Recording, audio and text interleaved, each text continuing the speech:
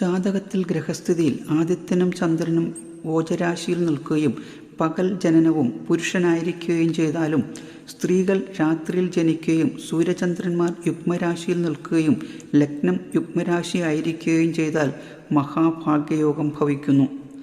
മഹാഭാഗ്യയോഗത്തിൽ ജനിക്കുന്ന പുരുഷൻ എല്ലാ ജനങ്ങളുടെയും കണ്ണുകൾക്ക് ആനന്ദത്തെ ജനിപ്പിക്കുന്നവനും യശസ്സും ഔദാര്യവും പ്രഭുത്വവും സമ്പത്തും ഉള്ളവനും ദീർഘായുസ്യമായിരിക്കും. സ്ത്രീകൾ മഹാഭാഗ്യയോഗത്തിൽ ജനിച്ചാൽ വളരെ സമ്പത്തും ദീർഘമംഗല്യവും പൗത്രാദിപുഷ്ടിയും പാതിവൃത്യവും ശുഭപ്രാപ്തിയും ദീർഘായുസ്സുള്ളവളുമായിരിക്കും. ജാതകത്തിൽ യോഗങ്ങൾ ഗ്രഹസ്ഥിതി അനുസരിച്ച് രേഖപ്പെടുത്തിയിട്ടുണ്ടായിരിക്കുമെങ്കിലും ഓരോ യോഗങ്ങളുടെയും ഫലം പൂർണ്ണമായി അനുഭവയോഗ്യമാകണമെങ്കിൽ ലഗ്നത്തിനും ചന്ദ്രനും അതാത് ഗ്രഹങ്ങൾക്കും ജാതകത്തിൽ ശുഭബലമുണ്ടായിരിക്കണം.